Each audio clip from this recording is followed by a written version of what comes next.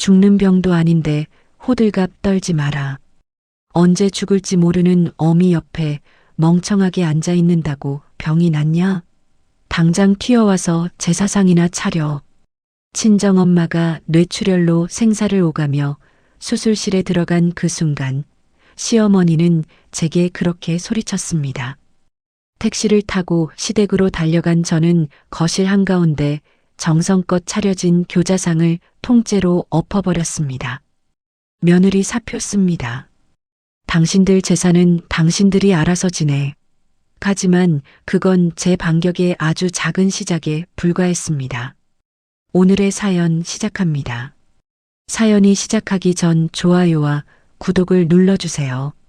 오늘 하루 행운과 행복이 가득하도록 기원해 드릴게요. 병원 응급실 복도는 차갑고 고요했습니다. 수술실 문 위에 켜진 붉은색 알림등만이 제 심장 박동처럼 불안하게 깜빡거렸습니다. 소독약 냄새가 코끝을 찌를 때마다 온몸이 사시나무 떨리듯 덜덜 떨렸습니다. 조금 전 응급실 의사가 피 묻은 장갑을 벗으며 제게 다가왔을 때 저는 눈앞이 새하얗게 변했습니다. 의사가 굳은 표정으로 차트를 넘기며 말했습니다. 보호자분, 마음 단단히 잡으셔야 합니다. 출혈이 생각보다 큽니다. 지금 바로 수술에 들어가야 합니다. 시간이 없습니다. 그 말을 듣는 순간 다리에 힘이 풀려 그대로 바닥에 주저앉고 말았습니다. 저는 떨리는 손으로 핸드폰을 꺼내 남편에게 전화를 걸었습니다. 신호음이 길어질수록 타들어가는 입술을 꽉 깨물었습니다. 3번의 시도 끝에 마침내 남편이 전화를 받았습니다. 남편이 시끄러운 음악 소리와 사람들의 웃음소리를 배경으로 짜증 섞인 목소리로 말했습니다. 아, 왜 이렇게 전화를 해? 나 아까 분명히 말했잖아. 지금 회식 중이야. 여기 분위기 다 깨지니까 짧게 말해. 제가 병원 복도 차가운 벽에 이마를 기대며 다급하게 대답했습니다. 여보, 큰일 났어. 우리 엄마가 갑자기 쓰러지셨어. 의사 선생님이 뇌출혈이라잖아. 지금 바로 수술 들어간대. 나 혼자 너무 무서워. 제발 빨리 와줘. 남편이 술잔을 탁 내려놓는 마찰음을 내며 퉁명스럽게 대꾸했습니다. 내가 간다고 뭐가 달라져. 내가 의사냐? 지금 회식 자리 박차고 나가면 부장님 눈치가 얼마나 보이는데. 수술 끝나면 그때 가볼게. 당신이 알아서 좀 해. 통화가 일방적으로 뚝 끊어졌습니다. 허망함과 서운함에 핸드폰만 멍하니 바라보고 있었습니다. 곧바로 액정에 시어머니의 이름이 떴습니다. 저는 지푸라기라도 잡는 심정으로 황급히 전화를 받았습니다. 제가 울음 섞인 목소리로 입을 열었습니다. 어머니, 지금 저희 엄마가 수술실에 들어가셨어요. 상태가 많이 안 좋대요. 저 지금 정신이 하나도 없어요. 시어머니가 제 말을 날카롭게 자르며 쏘아붙였습니다. 그래서 어쩌라고. 내일이 증조부 제사인 건 알지? 아직 장도 안 봤다며. 내가 지금 거기서 울고 있을 때냐? 당장 장부터 봐야지. 순간 제 귀를 의심하며 멍하니 허공을 응시했습니다. 제가 흐르는 눈물을 소매로 닦아내며 다시 한번 애원했습니다. 어머니, 의사 선생님이 조금 전에도 그러셨어요. 저희 엄마가 지금 많이 위중하대요. 제가 지금 여기서 어떻게 자리를 비워요. 제사장은 오늘 못 봐요. 시어머니가 혀를 끌짝 차며 수화기 너머로 버럭 소리를 질렀습니다. 아유, 별일도 아닌 걸 가지고 왜 그렇게 법석이냐? 나이 들면 쓰러질 수도 있지. 그걸 가지고 세상 다 무너진 것처럼 울고 있니? 헛소리 말고 얼른 와. 제사상부터 차려. 제 호흡이 멈추고 눈앞이 아득해졌습니다. 시어머니가 숨도 쉬지 않고 표독스럽게 말을 이어갔습니다. 시댁 제사가 먼저야. 그걸 아직도 모르니? 친정어미 옆에 붙어 앉아 있다고 병이 낫기라도 하냐? 멍청하게 시간 버리지 말고 당장 택시 타고 와. 내가 너 오기만 기다리고 있다. 그 말을 듣는 순간 팽팽하게 당겨져 있던 제 안의 인내심의 끈이 툭 하고 끊어지는 소리가 들렸습니다. 슬픔은 순식간에 시뻘건 분노로 타올랐습니다. 어떻게 병원을 빠져나왔는지 기억조차 나지 않습니다. 택시를 잡아타고 시댁으로 향하는 내내 주먹을 꽉 쥐어 손톱이 살을 파고들었습니다. 현관문을 거칠게 열고 들어가자 거실에서 시끌벅적한 텔레비전 소리가 울려 퍼졌습니다. 남편과 시누이가 소파에 편하게 기대 앉아 배달 온 족발을 먹으며 낄낄거리고 있었습니다. 회식 중이라며 바쁘다던 남편은 술 냄새를 풍기며 시댁에 늘어져 있었던 것입니다. 부엌 바닥에는 제가 낮에 미리 씻어둔 나물 바구니와 정거리들이 산더미처럼 쌓여 있었습니다. 시어머니가 안방에서 뒷짐을 지고 나오며 저를 아래 위로 훑어보았습니다. 시어머니가 미간을 구기며 날카롭게 말했습니다. 이제야 오냐?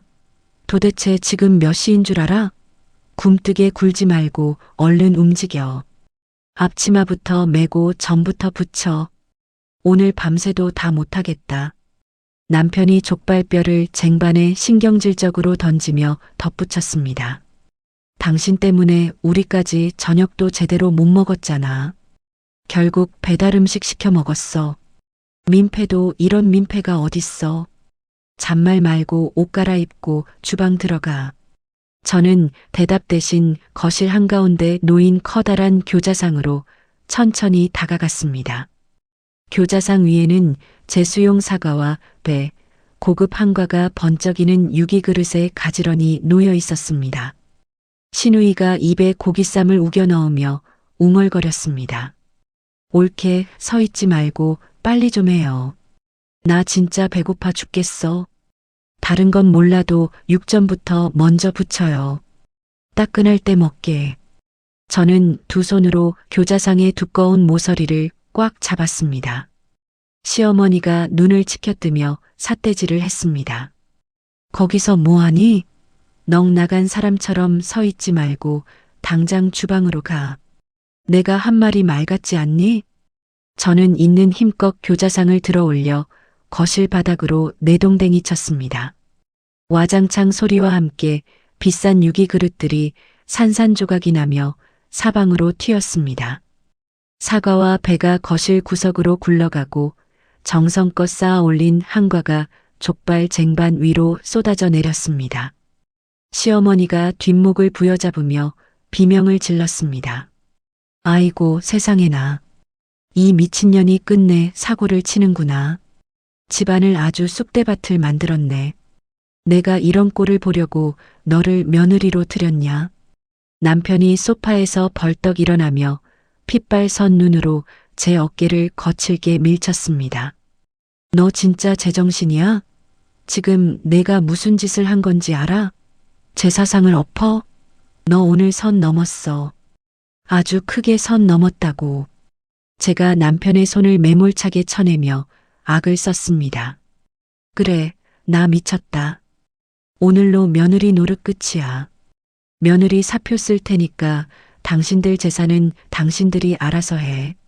나는 더는 못한다. 시어머니가 바닥에 주저앉아 가슴을 퍽퍽 치며 오열했습니다. 내가 전생에 무슨 죄를 그렇게 많이 지었길래 저런 독한 년을 며느리로 들였을까? 아이고, 내 팔자야. 남들 다 며느리 복 있다는데 나는 왜 이런 꼴을 당하냐? 제가 시어머니를 향해 한 걸음 다가가며 똑바로 노려보았습니다. 우리 엄마가 지금 수술실에서 피 흘리며 버티고 있어요. 그런데 그런 딸한테 제사상 차리러 오라고요? 그 말을 사람 입으로 해요? 어머니는 사람도 아니에요. 남편이 손을 번쩍 치켜들며 제 뺨을 때릴 기세로 다가왔습니다. 너 진짜 미쳤구나. 어디서 감히 우리 엄마한테 그런 막말을 해? 사과해. 지금 당장 무릎 꿇고 사과해. 저는 단 한 발짝도 피하지 않고 남편의 눈을 뚫어지게 쳐다보며 소리쳤습니다. 쳐봐. 한번 쳐봐. 오늘 내 손 올라오는 순간 다 끝이야. 당신도 당신 엄마랑 똑같아. 똑같이 못된 사람이야. 남편의 손이 제 기세에 눌려 허공에서 부들부들 떨며 멈칫했습니다. 저는 시누이가 흘린 쌈장 묻은 상추를 짓밟으며 뒤도 돌아보지 않고 현관문을 박차고 나왔습니다. 엘리베이터를 기다리는 동안 닫힌 문 너머로 시어머니의 끔찍한 쌍욕이 복도 끝까지 울려 퍼졌습니다. 하지만 병원으로 돌아가는 택시 안에서 바라본 밤거리는 그 어느 때보다 선명하게 보였습니다. 택시 창문에 비친 제 헝클어진 모습을 보며 과거의 기억들이 주마등처럼 스쳐 지나갔습니다. 저는 어릴 적 아버지를 일찍 여의고 친정엄마와 단둘이 비좁은 단칸방에서 자랐습니다.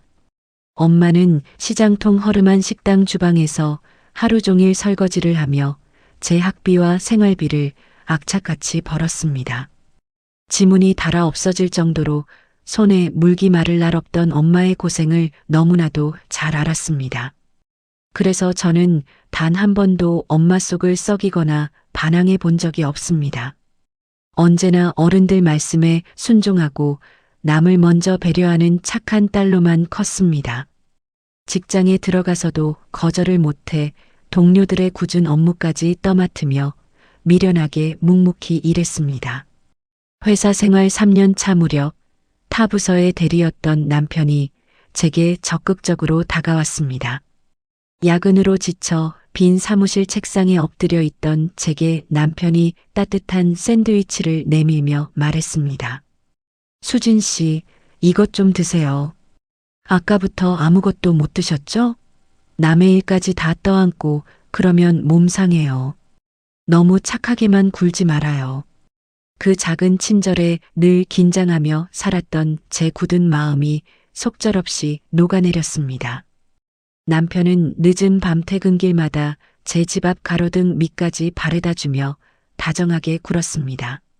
남편이 가로등 불빛 아래서 제 두 손을 꼭 잡으며 부드럽게 고백했습니다. 수진아, 내가 평생 내 편이 되어줄게. 무슨 일이 있어도 내가 막아줄게. 우리 엄마도 정말 따뜻한 분이야. 널 친딸처럼 아껴주실 거야. 그러니까 나랑 결혼하자. 아버지가 없어 늘 누군가의 든든한 그늘과 따뜻한 가족이 고팠던 저는 그 달콤한 말을 철석같이 믿었습니다. 하지만 그 얄팍한 환상은 시어머니와의 첫 인사 자리에서 무참히 산산조각 났습니다.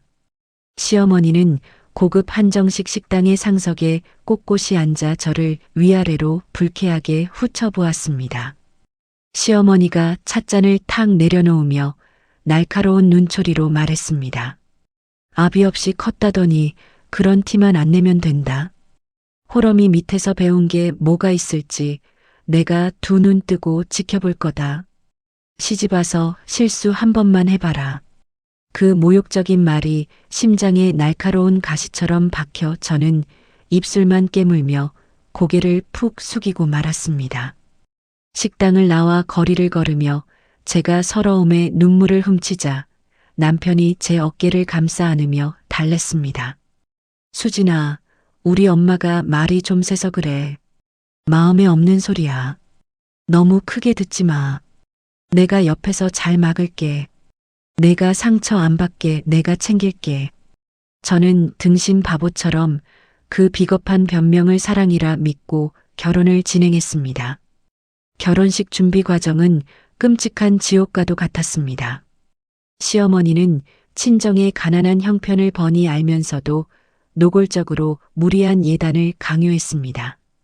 시어머니가 거실 소파에 거만하게 기대 앉아 백화점 카탈로그를 제 얼굴에 던지며 말했습니다. 내 친구들, 며느리들은 밍크 코트도 해오고 다이아도 해오고 없는 정성까지 다 보여주더라. 그런데 너희는 너무 조용한 거 아니냐? 우리 집 체면도 있는데 할 건 제대로 해야지. 엄마는 딸이 시댁에서 기죽을까봐 평생 붙던 주택 청약 적금을 깨고 밤낮으로 식당 투잡을 뛰었습니다. 엄마가 갈라지고 거친 손으로 제 손에 두툼한 예단비 봉투를 쥐어주며 눈물을 글썽였습니다. 수진아, 시댁 가서 절대 기죽지 마라. 엄마가 어떻게든 다 해줄게. 돈이 더 들면 엄마가 더 벌면 된다.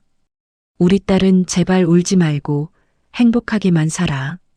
그렇게 엄마의 피와 땀을 쥐어짜 내 억지로 혼수를 맞춰 결혼을 했지만 시어머니의 핍박은 날이 갈수록 심해졌습니다. 결혼 직후부터 시어머니는 매일 새벽같이 안부 전화를 하라며 제 일상을 숨막히게 통제했습니다.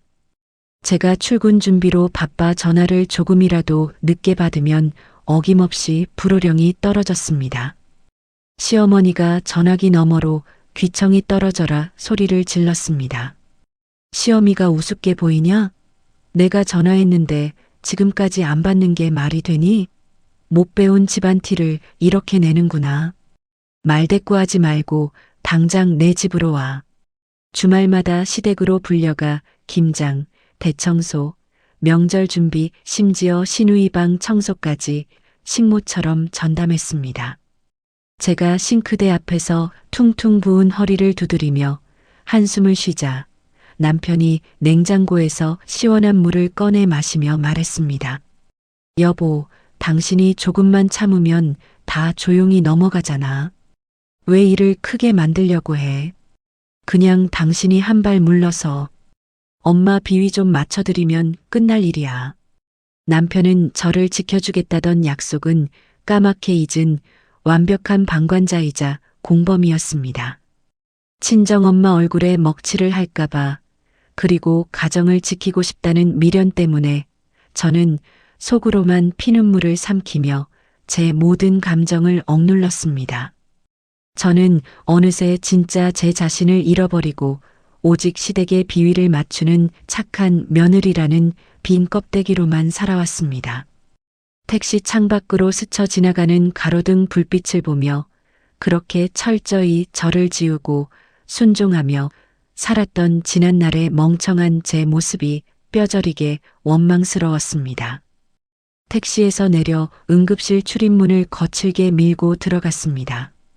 비에 젖은 겉옷에서 물방울이 뚝뚝 떨어졌지만 닦아낼 정신조차 없었습니다. 중환자실 대기실 앞은 차갑고 적막한 공기만 맴돌았습니다. 병원 특유의 메스꺼운 소독약 냄새가 코끝을 찌를 때마다 온몸이 사시나무 떨리듯 덜덜 떨렸습니다. 딱딱한 플라스틱 의자에 앉아 두 손을 모으고 굳게 닫힌 수술실 문만 뚫어지게 바라보았습니다. 몇 시간이 지났는지 감각조차 무뎌질 무렵 붉은색 수술 중 불빛이 마침내 꺼졌습니다. 녹색 수술복을 입은 의사가 지친 기색으로 걸어 나왔습니다. 제가 용수철처럼 자리를 박차고 일어나 의사 앞으로 달려갔습니다. 의사가 마스크를 내리며 차분한 목소리로 말했습니다. 수술은 무사히 끝났습니다. 출혈 부위는 막았지만 앞으로 길고 힘든 재활 치료를 하셔야 합니다. 그 한마디에 온몸의 긴장이 풀리며 다리에 힘이 빠져 바닥으로 주저앉을 뻔했습니다. 벽을 짚고 간신히 버티며 흐르는 눈물을 소매로 벅벅 닦아냈습니다. 면회 시간이 되어 중환자실로 들어가 엄마의 곁으로 조심스럽게 다가갔습니다. 머리에 두꺼운 붕대를 감고 기계음에 맞춰 산소호흡기의 의지에 잠든 엄마의 모습에 억장이 무너졌습니다. 엄마의 앙상하고 거친 손을 꽉 잡고 제 볼을 비비며 소리 죽여 울었습니다. 그때 대기실 밖에서 엄마와 함께 시장식당에서 일하시던 아주머니가 다급하게 뛰어왔습니다. 아주머니가 가쁜 숨을 몰아쉬며 제 두 어깨를 덥석 잡았습니다. 아주머니가 퉁퉁 부은 눈으로 눈물을 훔치며 떨리는 목소리로 말했습니다. 수진아, 내 엄마가 왜 갑자기 쓰러졌는지 아니? 시댁 제사 비용 된다고 밤에 모텔방 청소까지 투잡을 뛰다가 과로로 쓰러진 거야. 순간 제 심장이 차가운 얼음물에 빠진 것처럼 완전히 멎어버렸습니다. 제가 멍한 눈으로 아주머니의 주름진 얼굴을 쳐다보며 되물었습니다. 투잡이라니요. 우리 엄마가 왜 시댁 제사 비용을 대요? 아주머니가 가슴을 퍽퍽 치며 억울하다는 듯이 목소리를 높였습니다. 내 시어머니가 며느리 친정 몫으로 제사상에 올린 최고급 문어랑 전복 사오라고 100만 원을 요구했대. 시집살이 덜어준다고 내 엄마가 그 돈 마련하려다 무리해서 이 사달이 난 거야. 그 말을 듣는 순간 제 머릿속에서 이성의 끈이 완전히 끊어지는 소리가 들렸습니다. 단순한 슬픔이 아니라 피가 거꾸로 솟는 듯한 맹렬한 분노가 온몸의 혈관을 타고 흘렀습니다. 시어머니의 끝없는 탐욕이 우리 엄마의 피를 말리고 목숨까지 갉아먹었다는 사실에 치가 떨렸습니다. 주먹을 얼마나 꽉 쥐었는지 손톱이 손바닥 살을 파고들어 핏방울이 맺혔습니다. 제가 입술을 꽉 깨물며 끓어오르는 분노를 간신히 억눌렀습니다. 아주머니가 제 등을 쓰다듬으며 쯧쯧 혀를 찼습니다. 내 엄마는 너 시댁에서 흉 잡힐까봐 식당 사람들한테 절대 비밀로 해달라고 신신당부를 했어. 내가 도시락 싸들고 다니면서라도 진작 말렸어야 했는데 정말 미안하다. 제가 아주머니의 거친 손을 잡고 고개를 가로저었습니다. 아니에요.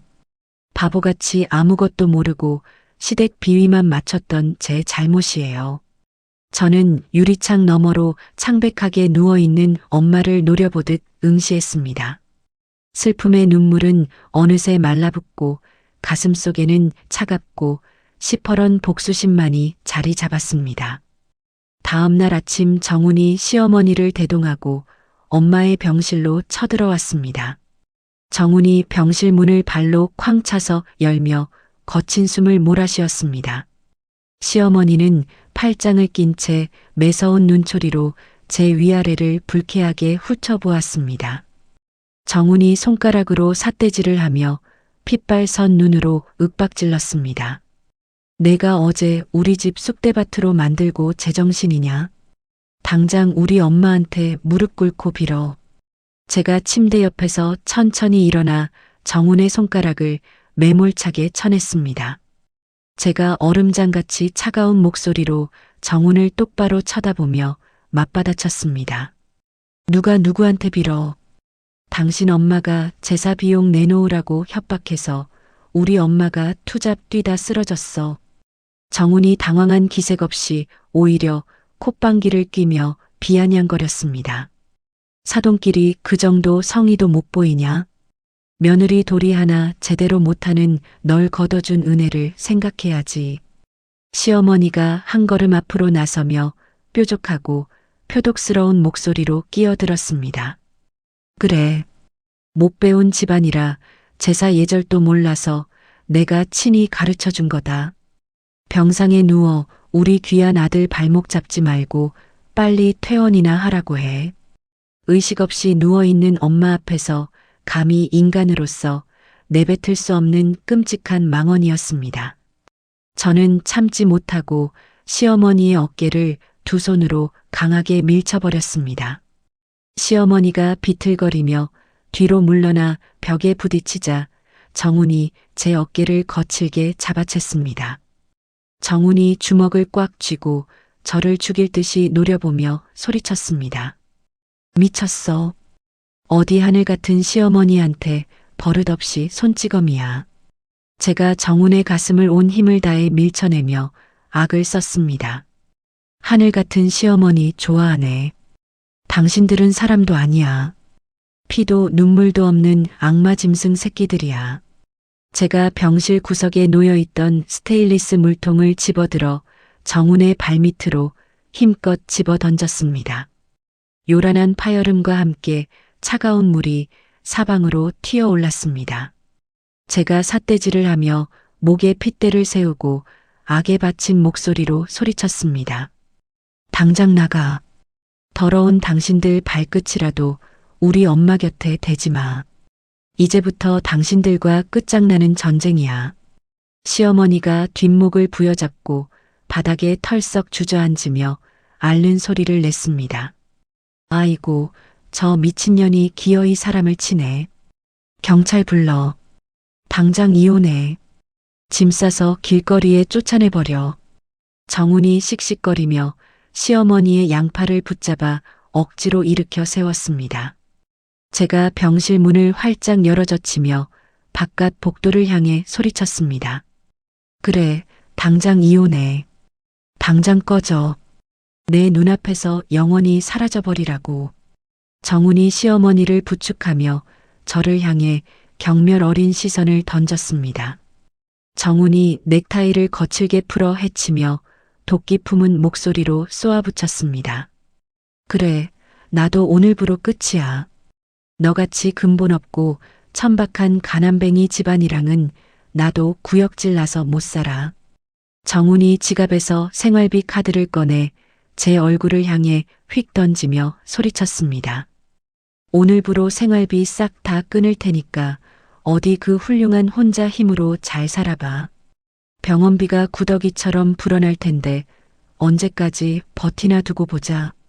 정훈이 문을 부서질 듯이 쾅 닫고 복도를 향해 거칠게 걸어갔습니다. 복도 멀리서 시어머니가 제 욕을 퍼붓는 소리가 메아리처럼 점점 멀어졌습니다. 병실 안에는 다시 무거운 정적만이 차갑게 내려앉았습니다. 저는 바닥에 나뒹구는 신용카드와 엎질러진 물웅덩이를 멍하니 내려다보았습니다. 천천히 고개를 돌려 산소호흡기를 달고 힘겹게 가쁜 숨을 내쉬는 엄마를 쳐다보았습니다. 플라스틱 마스크에 하얀 서리가 맺혔다 사라지는 것을 보며 참았던 눈물이 다시 왈칵 쏟아졌습니다. 저는 바닥에 쪼그려 앉아 정훈의 이름이 적힌 신용카드를 주워들었습니다. 카드를 양손으로 꽉 잡고 그대로 반으로 뚝 부러뜨려 쓰레기통에 처박았습니다. 결혼 생활 내내 남편이 저를 평생 지켜주겠다고 했던 달콤한 속삭임들은 모두 새빨간 기만이었습니다.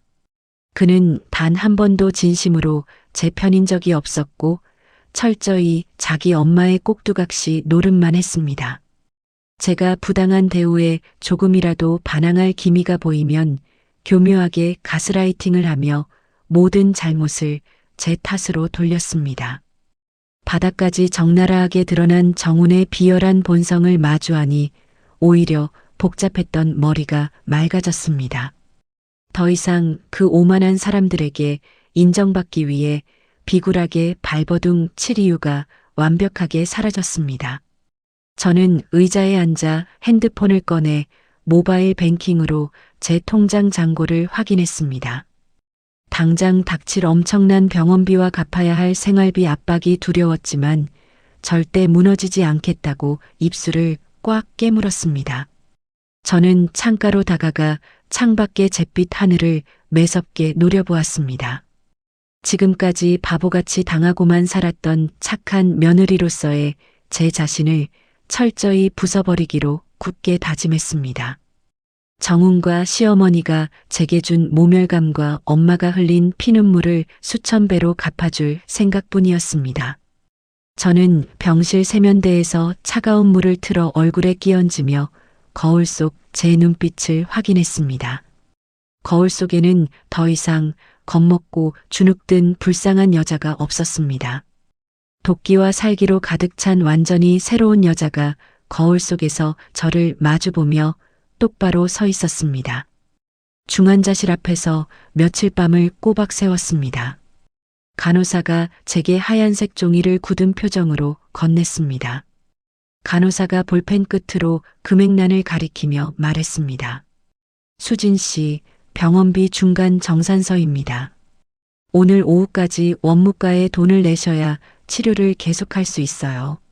종이에 적힌 금액은 1,000만 원이 훌쩍 넘는 큰 돈이었습니다. 저는 떨리는 손으로 정산서를 받아들고 무거운 발걸음을 옮겼습니다. 결혼 전부터 친정엄마 몰래 조금씩 모아두었던 비상금 통장이 떠올랐습니다. 급하게 은행으로 달려가 창구 직원 앞에 마주 앉았습니다. 제가 신분증을 내밀며 다급한 목소리로 말했습니다. 이 통장에 있는 적금 전액 다 해지해 주세요. 당장 현금이 필요합니다. 직원이 자판을 두드리더니 미간을 찌푸리며 화면을 쳐다보았습니다. 직원이 의아하다는 표정으로 제게 물었습니다. 수진 고객님, 이 계좌는 이미 석 달 전에 해지되었습니다. 그리고 고객님 이름으로 5천만 원 빚이 나가서 한도 끝까지 다 쓰셨습니다. 순간 심장이 바닥으로 철렁 내려앉는 기분이 들었습니다. 제가 자리에서 벌떡 일어나며 소리쳤습니다. 그게 무슨 소리예요? 저는 은행에 와서 돈을 빌린 적이 없어요. 직원이 모니터를 제 쪽으로 돌려주며 차분하게 대답했습니다. 남편분이 고객님 신분증과 도장을 가져오셔서 가족 대리인 자격으로 서류에 서명하셨습니다. 은행을 빠져나와 길거리에 주저앉아 멍하니 허공만 바라보았습니다. 저는 핸드폰을 꺼내 정훈에게 문자를 보냈습니다. 내 비상금 통장이랑 내 이름으로 몰래 만든 빚 5천만 원 당장 설명해. 곧바로 정훈에게서 뻔뻔한 답장이 날아왔습니다. 내 동생 장사 미천으로 잠깐 빌려준 거야. 가족끼리 돕고 사는 거지 째째하게 굴지 마. 그 문자를 보는 순간 온몸의 피가 차갑게 식는 것을 느꼈습니다. 시동생이 허구한 날 가상화폐 투자니 사업이니 하며 허풍을 떨던 모습이 떠올랐습니다. 정우는 제 허락도 없이 제 이름으로 돈을 빌려 시동생의 도박 같은 투자금으로 갖다 바친 것입니다. 배신감에 숨이 턱턱 막혀 길 한복판에서 가슴을 치며 오열했습니다. 저 자신이 너무 멍청하고 한심해서 견딜 수가 없었습니다. 저는 남은 짐과 서류를 챙기기 위해 제가 살던 아파트로 미친 듯이 달려갔습니다. 현관문을 열자 집안은 폭격을 맞은 것처럼 난장판이었습니다. 정훈이 제 옷가지와 물건들을 거실 바닥에 쓰레기처럼 내팽개쳐 놓았습니다. 저는 서랍장을 열어 귀중품 보관함을 미친 듯이 뒤졌습니다. 역시나 제 도장과 은행 카드는 흔적도 없이 사라지고 텅 비어 있었습니다. 정확한 은행 거래 내역을 확인하기 위해 방으로 들어가 컴퓨터를 켰습니다. 컴퓨터 화면이 켜지자마자 정훈이 쓰던 인터넷 대화창이 요란한 알림음과 함께 떠올랐습니다. 정훈이 로그아웃을 깜빡 잊고 시댁으로 간 것입니다. 화면 가득 끊임없이 쏟아지는 문자들을 보며 저는 헉하고 숨을 들이켰습니다. 상대방은 같은 회사 다른 부서의 신입 여직원이었습니다. 여직원이 하트 모양 그림을 보내며 애교 섞인 문자를 남겼습니다. 정훈 대리님, 오늘 시댁에서 자고 출근하는 거지? 나 어제 오빠가 사준 목걸이 하고 갈게. 정훈의 답장은 제 심장을 갈갈이 찢어 놓았습니다. 그 무식하고 가난한 여자는 이제 생활비 싹 끊었으니까 곧 짐 싸서 나갈 거야. 빨리 쫓아내고 예쁜 우리 자기 데려올게. 저는 두 손으로 입을 틀어막고 바닥에 주저앉았습니다. 정우는 제 돈을 훔쳐 시동생에게 주고 자기 월급으로는 어린 여직원에게 비싼 목걸이를 사다 바치고 있었습니다. 시어머니가 저를 그렇게 무시하고 당당했던 이유도 이미 아들의 딴살림을 알고 있었기 때문이라는 확신이 들었습니다. 저는 덜덜 떨리는 손으로 핸드폰을 들어 컴퓨터 화면의 대화 내용을 하나하나 사진으로 찍었습니다. 눈물이 앞을 가려 화면이 흐릿하게 보였지만 이를 악물고 셔터를 눌렀습니다. 그때 제 핸드폰이 미친 듯이 울리기 시작했습니다. 중환자실 간호사가 다급한 목소리로 외쳤습니다. 수진 씨, 어머님 호흡이 갑자기 멈춰서 심폐소생술 중입니다. 지금 당장 병원으로 오셔야 해요. 그 말을 듣자마자 저는 컴퓨터 전원선을 뽑아 가방에 쑤셔 넣고 밖으로 뛰쳐나갔습니다. 아무것도 보이지 않는 캄캄한 늪 속으로 영원히 가라앉는 기분이었습니다. 병원 로비에 도착하자마자 다리에 힘이 풀려 대리석 바닥에 거칠게 넘어지고 말았습니다. 무릎이 까지고 피가 났지만 아픔조차 전혀 느껴지지 않았습니다. 손에 들고 있던 낡은 가방이 바닥에 쏟아지며 대출 안내장과 구겨진 서류들이 사방으로 흩어졌습니다. 저는 서류를 주울 생각도 하지 못하고 바닥에 엎드려 짐승처럼 울부짖었습니다. 엄마가 이대로 세상을 떠나버릴지도 모른다는 공포와 남편의 끔찍한 배신감이 저를 완벽하게 무너뜨렸습니다. 그때 로비 한가운데서 쩌렁쩌렁한 고함이 들려왔습니다. 화려한 옷을 입은 중년 남자가 안내 데스크 직원의 멱살을 잡고 행패를 부리고 있었습니다. 남자가 얼굴을 붉히며 입에 거품을 물고 소리쳤습니다. 내가 누군지 알아. 원장 당장 나오라고 해. 왜 나를 기다리게 만들어? 직원이 벌벌 떨며 뒷걸음질을 쳤습니다. 그 순간 깔끔한 정장 차림의 여자가 구두 굽소리를 내며 다가왔습니다. 여자가 얼음장처럼 차가운 목소리로 남자를 향해 쏘아붙였습니다. 여기 순서 기록 다 남아있고 당신이 새치기 하려고 행패 부린 거 보안 카메라에 다 찍혔습니다. 남자가 주먹을 치켜들며 여자를 향해 위협적으로 다가갔습니다. 너는 또 뭐야? 어디서 건방지게 끼어들어? 강 변호사가 눈 하나 깜짝하지 않고 남자의 눈을 뚫어지게 쳐다보며 맞받아쳤습니다. 병원 소란과 폭력 미수로 경찰 부르기 전에 조용히 꺼지시죠.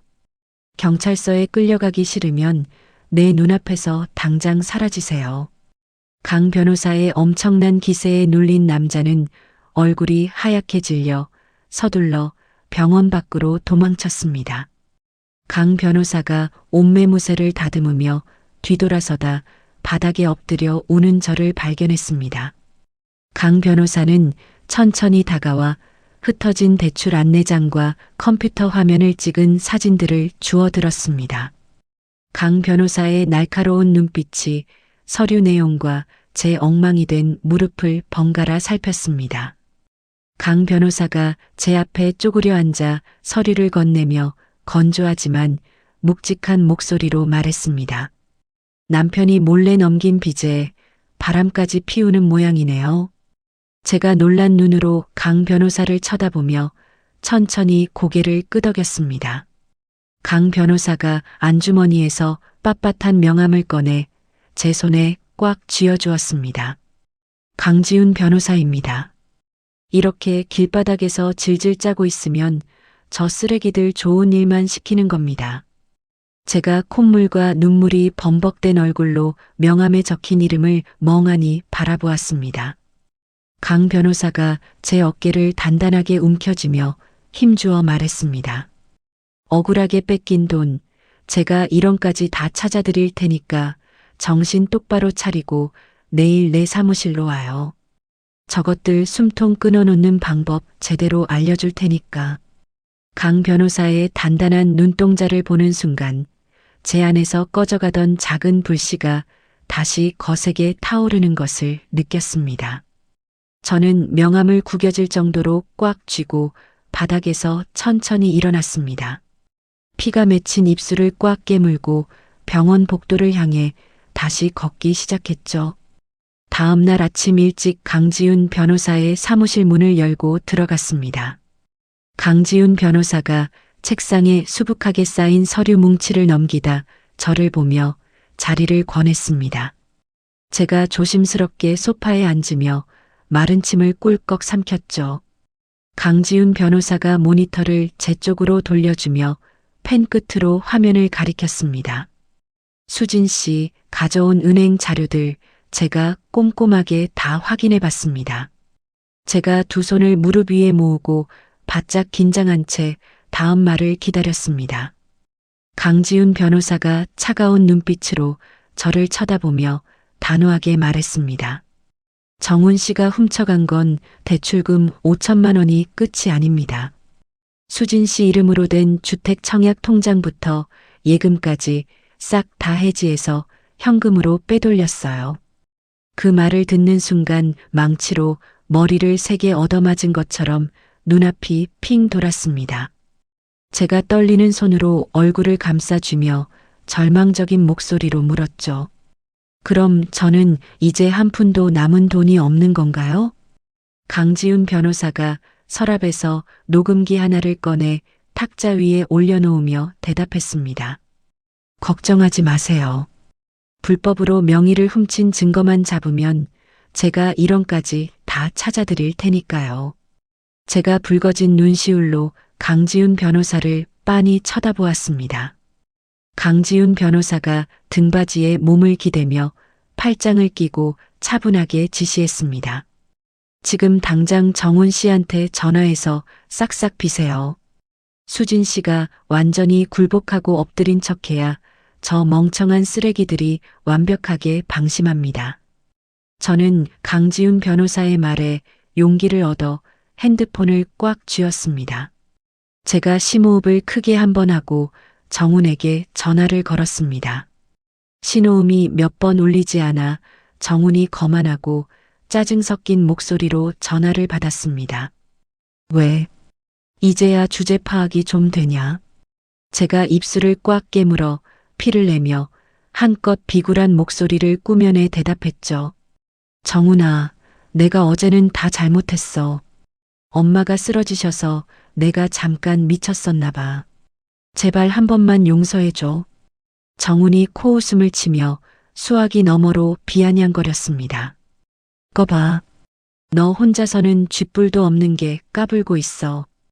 당분간 내 눈에 띄지 말고 쥐 죽은 듯이 가만히 반성이나 하고 있어. 제가 헛구역질이 올라오는 것을 억지로 참으며 불쌍한 척 말을 이었습니다. 응, 당신 말이 다 맞아. 내가 당분간 친정에 가 있을 테니까 화 좀 풀어줘. 정훈이 일방적으로 전화를 뚝 끊어버리자 저는 핸드폰을 소파 위로 던져버렸습니다. 제가 두 손으로 가슴을 퍽퍽 치며 참았던 숨을 몰아쉬었습니다. 강지훈 변호사가 따뜻한 커피를 제 손에 쥐어주며 부드럽게 위로했습니다. 수진 씨, 연기 아주 잘했어요. 이제부터 진짜 반격을 시작할 거니까 절대 무너지지 말고 제 손 꽉 잡아요. 강지훈 변호사의 든든한 위로에 저는 얼어붙었던 마음이 녹아내리며 뜨거운 눈물을 흘렸습니다. 며칠 뒤 기적처럼 엄마가 중환자실에서 의식을 되찾고 일반 병실로 옮겨졌습니다. 제가 병실 문을 열고 들어가자 창백한 얼굴의 엄마가 저를 향해 희미하게 웃어 보였습니다. 제가 침대 옆으로 달려가 엄마의 거친 손을 부여잡고 짐승처럼 울음을 터뜨렸습니다. 엄마가 산소 콧줄을 매단 채 제 머리를 약한 힘으로 쓰다듬어 주셨죠. 엄마가 쉰 목소리로 가쁘게 숨을 내쉬며 제게 말했습니다. 수진아, 바보같이 왜 우냐? 엄마 절대 안 죽어. 제가 고개를 세차게 끄덕이며 엄마의 손등에 제 볼을 비볐습니다. 엄마, 내가 다 미안해. 바보같이 굴어서 우리 엄마 이렇게 아프게 만들었어. 나 이제 정훈이랑 안 살 거야. 엄마가 제 손을 꽉 쥐며 단호하고 강인한 목소리로 대답했습니다. 잘 생각했다. 내 귀한 딸 인생 갉아먹는 시댁 논팽이들이랑 당장 끝내버려. 엄마가 뼈가 부서져도 널 지켜줄 테니까 독하게 마음 먹어라. 엄마의 말 한마디가 제 가슴 속에 시들어가던 용기에 불을 활활 지펴주었습니다. 저는 곧장 병원을 나와 정훈과 살던 아파트로 조용히 들어갔습니다. 현관문 비밀번호를 누르고 들어가자 집안은 온갖 쓰레기와 술병으로 난장판이었습니다. 저는 주방에서 썩어가는 음식물 냄새를 무시하고 곧바로 안방 장롱을 열어젖혔죠. 장롱 깊숙한 곳에 숨겨둔 결혼 예물 상자와 시어머니가 억지로 사게 했던 명품 가방들을 모조리 꺼냈습니다. 커다란 이민용 여행 가방을 펼쳐 돈이 될 만한 귀중품들을 미친 듯이 쓸어 담았습니다. 곧장 시내에서 가장 큰 전당포 겸 금은방으로 달려가 가방을 통째로 카운터에 올려놓았습니다. 금은방 주인이 돋보기를 끼고 귀금속과 가방을 꼼꼼하게 살피며 계산기를 두드렸습니다. 주인이 현금 다발을 두꺼운 봉투에 담아 제 앞으로 밀어주며 말했습니다. 수진 씨 상태가 좋아서 값을 넉넉하게 쳤습니다. 전부 합쳐서 2천만 원입니다. 제가 현금 봉투를 가방 깊숙이 챙겨 넣으며 속으로 통쾌한 쾌재를 불렀습니다. 시어머니가 제 친정 엄마의 피를 말려 뜯어냈던 그 돈을 이렇게 제 손으로 되찾은 것입니다. 이 현금은 앞으로 정훈과 시어머니를 무참하게 짓밟아버릴 완벽한 전쟁 자금이 될 것입니다.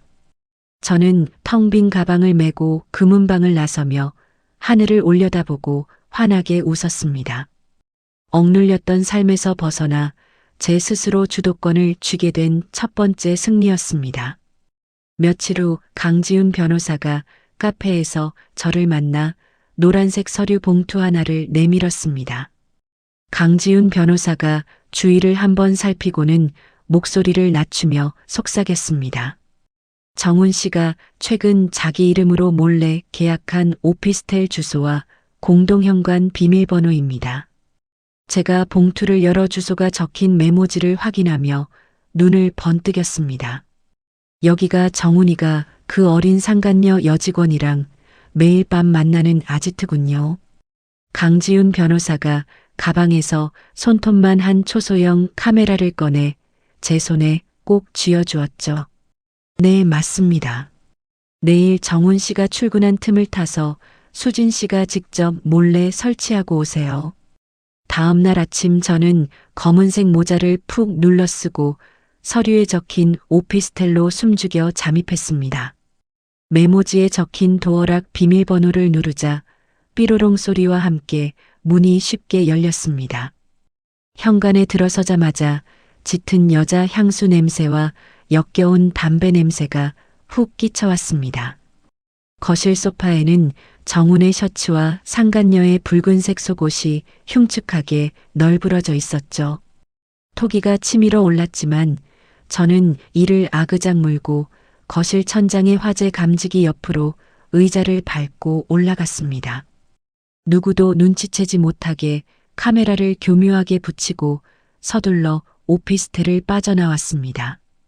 이틀 뒤 제 핸드폰으로 전송된 실시간 영상에는 두 사람의 추악한 미래 장면이 고스란히 담겨 있었습니다. 상간녀가 소파에 누운 정훈의 목을 끌어안으며 간드러진 목소리로 아양을 떨었습니다. 오빠, 그 구질구질한 와이프 언제 완전히 쫓아낼 거야. 나 이 좁은 오피스텔 냄새나서 답답하단 말이야. 정훈이 상간녀의 허리를 쓰다듬으며 음흉하게 낄낄거렸습니다. 자기야, 조금만 참아. 다음 주 아버지 칠순 잔치 끝나면 내가 그 여자 빈털터리로 만들어서 이혼 도장 콱 찍게 할 거니까. 제가 핸드폰 화면을 부서질 듯 꽉 쥐며 서늘하고 차가운 미소를 지었습니다. 저는 곧바로 강지훈 변호사에게 전화를 걸어 확신에 찬 목소리로 선언했죠. 변호사님, 저 쓰레기들 영상 증거 완벽하게 다 잡았습니다. 이제 본격적으로 이혼 소장 준비해 주세요. 강지훈 변호사가 수화기 너머로 경쾌하게 웃으며 대답했습니다. 수진 씨 정말 수고하셨습니다. 이제 저 벌레들을 지옥불에 던져넣고 태워버릴 일만 남았네요. 저는 창밖으로 지는 붉은 노을을 바라보며 다음 주에 있을 시아버지의 칠순 잔치를 떠올렸습니다. 정훈과 시어머니가 그토록 원하던 집안의 화려한 잔칫날은 그들의 인생이 가장 비참하게 박살나는 완벽한 무대가 될 것입니다. 일요일 점심 시아버지의 칠순 잔치가 열리는 시내 최고급 호텔 연회장 앞입니다. 저는 평소 시어머니가 천박하다며 혐오하던 새빨간 원피스를 입고 굽 높은 구두를 신었습니다. 화려하게 화장을 하고 연회장 묵직한 문을 양손으로 활짝 열어젖혔죠. 연회장 안은 수백 명의 하객들로 발 디딜 틈 없이 꽉 차 있었습니다. 단상 위에서는 정훈과 시어머니가 귀빈들을 향해 가식적인 웃음을 지으며 인사를 하고 있었습니다. 제가 또각또각 구두 소리를 크게 내며 연회장 한가운데를 가로질러 걸어갔습니다. 정훈이 저를 발견하고 눈을 동그랗게 뜨며 단상 아래로 급하게 뛰어내려왔습니다. 정훈이 제 팔목을 거칠게 낚아채며 이빨을 꽉 깨물고 속삭였습니다. 너 여기서 무슨 짓이야? 당장 밖으로 안 나가. 제가 정훈의 손을 매몰차게 뿌리치며 턱을 치켜들었습니다. 오늘 아버님 칠순인데 며느리가 빠지면 섭섭하잖아. 제가 정훈을 어깨로 밀치고 단상 위로 뚜벅뚜벅 올라가 덩그러니 놓인 마이크를 꽉 잡았습니다. 시어머니가 얼굴을 붉히며 제게 삿대질을 했습니다. 어디서 감히 천박하게 옷을 입고 신성한 잔치에 재를 뿌리려고 들어와. 당장 끌어내. 저는 시어머니의 호통을 가볍게 무시하고 연회장 뒤편의 영상 기사를 향해 손짓했습니다. 곧바로 칠순 축하 동영상이 꺼지고 거대한 스크린에 다른 화면이 가득 채워졌습니다. 정훈이 상간녀의 허리를 껴안고 모텔로 들어가는 노골적인 사진이 화면에 떴습니다. 연회장을 가득 채우던 하객들의 웅성거림이 순식간에 차갑게 얼어붙었습니다. 제가 마이크를 입에 바짝 대고 연회장이 떠나가라 또렷하게 말했습니다. 하객 여러분, 오늘 이 자리를 빌려 제 남편의 더러운 실체를 낱낱이 고발합니다. 스크린 화면이 바뀌고 정훈이 제 명의를 도용해 훔쳐간 5천만 원 대출 서류와 상간녀에게 보낸 야한 문자 메시지들이 연속으로 나타났습니다. 제가 하객들을 향해 손을 뻗어 단상 아래의 정훈을 가리키며 목소리를 높였죠. 저 인간은 제 돈을 훔쳐 자기 동생 도박 자금으로 줬습니다. 그리고 어린 회사 여직원과 매일 밤 불륜을 저질렀습니다. 정훈이 사색이 되어 단상 위로 뛰어 올라와 제 마이크를 빼앗으려 발버둥을 쳤습니다. 이거 당장 안 꺼. 너 미쳤어. 다 조작이고 거짓말이야. 제가 스탠드 마이크를 꽉 쥐고 정훈의 무릎을 구두굽으로 세게 걷어찼습니다. 정훈이 윽소리를 내며 뒤로 낮아빠져 바닥에 흉하게 뒹굴었습니다. 시어머니가 뒷목을 양손으로 부여잡고 거품을 무는 척하며 바닥에 털썩 주저앉았습니다. 아이고, 나 죽네. 저 악독한 년이 우리 집안을 다 망쳐놓네. 제가 바닥에 널브러진 시어머니를 차갑게 내려다보며 코웃음을 쳤습니다. 어머니, 쓰러지는 연기 그만하시죠. 어머니가 우리 엄마 제사 비용으로 협박해서 중환자실에 눕게 만든 녹음 파일도 여기서 틀어드릴까요? 시어머니가 흠칫 놀라며 감았던 눈을 번쩍 뜨고 입을 꾹 다물었습니다. 제가 가방에서 미리 준비한 두꺼운 이혼 소장과 가압류 통지서를 꺼내 정훈의 얼굴 위로 거칠게 흩뿌렸습니다. 하얀 서류들이 눈송이처럼 정훈의 머리 위로 펄럭이며 떨어져 내렸습니다. 제가 바닥을 기어다니는 정훈을 똑바로 노려보며 단호하게 선언했습니다. 너랑은 오늘부로 완벽하게 끝이야. 법정에서 피눈물 흘릴 준비나 해. 저는 마이크를 바닥에 툭 던져버리고 미리 고용한 건장한 경호원 2명의 든든한 호의를 받으며 연회장을 유유히 빠져나왔습니다. 뒤에서 정훈의 악쓰는 소리와 친척들의 고함이 엉켜 아수라장이 되었지만 제 발걸음은 깃털처럼 가벼웠습니다. 연회장 밖으로 나오자 강지훈 변호사가 자동차에 기대어 서서 저를 향해 환하게 웃고 있었습니다. 강지훈 변호사가 제게 다가와 두 손뼉을 크게 치며 말했습니다. 수진 씨, 방금 소장 접수 완벽하게 끝났습니다. 정훈 씨 월급 통장과 시댁집 보증금까지 한 푼도 못 건드리게 싹 다 묶어놨어요. 제가 강지훈 변호사의 손을 꽉 맞잡으며 고개를 깊게 숙였습니다. 변호사님 덕분이에요. 정말 고맙습니다. 그날 오후 저는 병원에서 퇴원한 엄마와 함께 시내 변두리의 작고 낡은 빌라로 이사를 했습니다. 짐을 다 풀고 나니 어느새 창밖으로 어스름한 붉은 저녁놀이 지고 있었죠. 엄마가 낡은 가스레인지 불을 켜고 뚝배기에 된장찌개를 보글보글 끓였습니다. 구수한 된장 냄새가 좁은 집안을 가득 채우자 얼어붙었던 마음이 몽글몽글하게 녹아내렸습니다. 엄마가 작은 밥상 위에 밥 2공기와 뚝배기를 올려놓고 제게 숟가락을 건넸습니다. 엄마가 찌개 두부를 제 밥그릇에 듬뿍 덜어주며 따뜻한 목소리로 말했습니다. 수진아, 그동안 남편 놈한테 시달리느라 고생 많았다. 이제 밥통에 반말을 일 없이 우리 둘이서 오순도순 재미나게 살자. 제가 숟가락으로 밥을 크게 떠서 입 안가득 와구와구 밀어 넣었습니다. 눈앞이 자꾸만 뿌옇게 흐려져 밥알이 모래알처럼 까슬까슬하게 느껴졌습니다. 제가 볼을 타고 흐르는 짭짤한 눈물을 손등으로 쓱쓱 닦아내며 활짝 웃었습니다.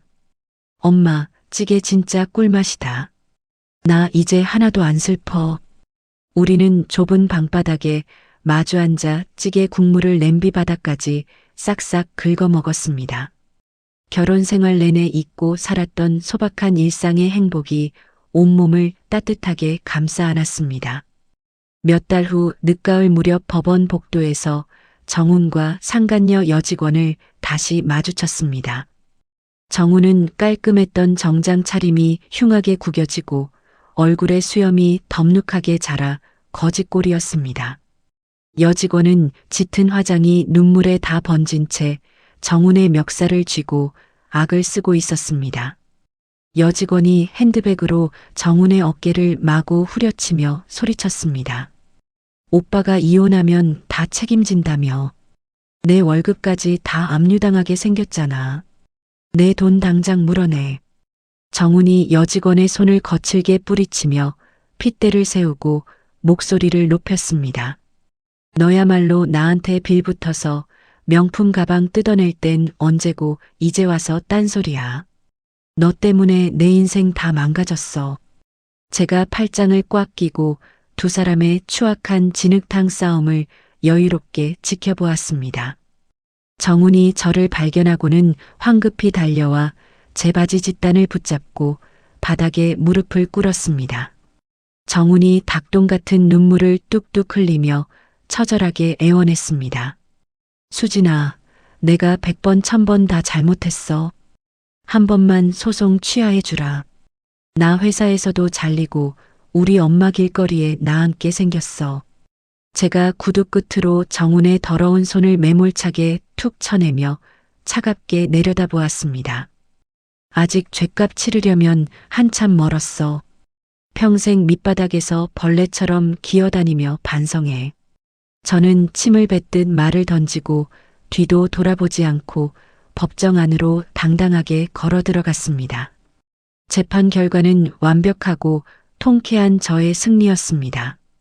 판사는 정훈과 상간녀에게 막대한 위자료 지급을 단호하게 명령했고 시댁 재산의 상당 부분을 제 몫으로 인정했습니다. 며칠 뒤 제 은행 통장에는 그동안 제가 억울하게 뺏겼던 돈과 두둑한 위자료가 포함된 거액의 현금이 고스란히 꽂혔습니다. 저는 통장 잔액이 찍힌 핸드폰 화면을 가슴에 품고 빌라 옥상으로 단숨에 뛰어 올라갔습니다. 옥상 평상에는 엄마가 시원한 캔 맥주 2개와 오징어 구이를 차려놓고 저를 기다리고 있었습니다.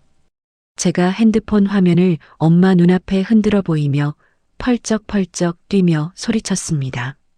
엄마, 우리 돈 다 받았어. 완벽하게 다 이겼다고.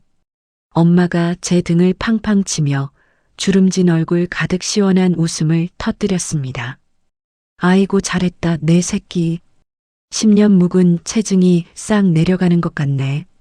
우리는 시원한 가을바람을 맞으며 맥주캔을 경쾌하게 부딪혔습니다. 목구멍을 타고 꿀떡꿀떡 넘어가는 쌉쌀한 맥주가 가슴속 남은 찌꺼기마저 완벽하게 씻어내렸습니다.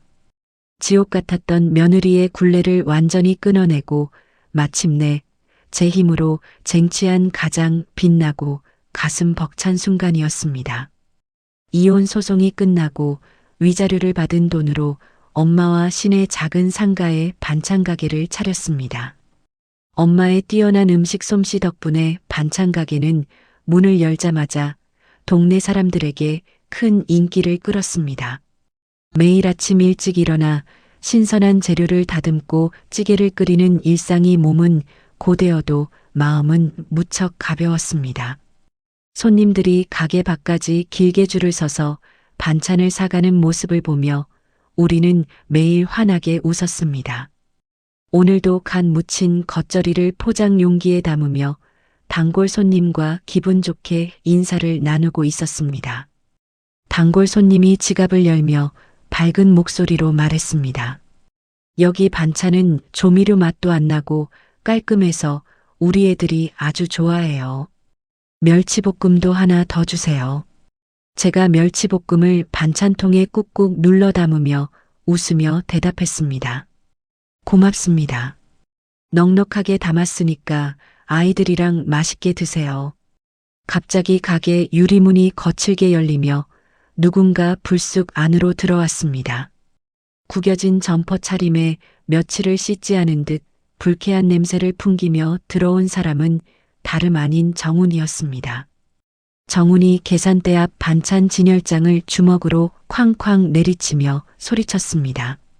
내 돈 훔쳐서 도망가더니 여기서 아주 배 터지게 잘 먹고 잘 살고 있네. 반찬을 고르던 손님들이 깜짝 놀라며 뒷걸음질을 쳤습니다. 제가 겉절이를 담던 집게를 내려놓고 차가운 눈빛으로 정훈을 노려보았습니다. 당장 안 나가? 여기가 어디라고 함부로 기어들어와. 정훈이 계산대 위로 상체를 들이밀며 핏발선 눈으로 윽박질렀습니다.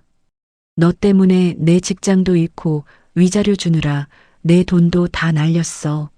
당장 금고 열어서 내 돈 내놔. 엄마가 주방에서 고무장갑을 낀 채로 뛰어나와 제 앞을 가로막았습니다. 엄마가 정훈을 향해 목소리를 높였습니다.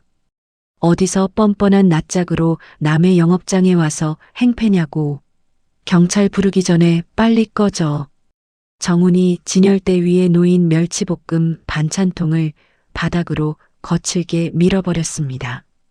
플라스틱 통이 바닥에 나뒹굴고 간장 국물이 타일 바닥을 검게 물들였습니다. 정훈이 바닥에 침을 퇴뱉으며 악을 썼습니다. 경찰 부르려면 불러. 상간년년도 돈 없다고 도망가고 나 이제 베는 거 없는 사람이야. 제가 계산대 밑에서 두꺼운 나무 빗자루를 꺼내 들고 정훈의 가슴팍을 힘껏 밀쳤습니다. 너같이 더러운 인간한테 줄 돈 1원도 없어. 빨리 내 가게에서 썩 나가.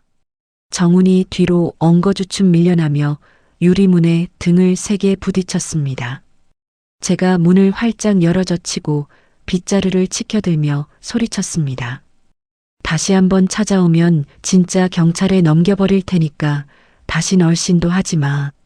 정훈이 욕설을 퍼부으며 문 밖으로 쫓겨났지만 가게 안의 분위기는 이미 싸늘하게 얼어붙었습니다. 겁을 먹은 손님들은 반찬 바구니를 내려놓고 서둘러 가게를 빠져나갔습니다. 저는 바닥에 엎질러진 멸치볶음을 치우며 입술을 꽉 깨물었습니다. 다음 날 아침 일찍 가게 문을 열기 위해 상가 앞에 도착했을 때였습니다. 시어머니가 빨간색 머리띠를 두르고 가게 출입문 앞을 떡하니 막아서 있었습니다.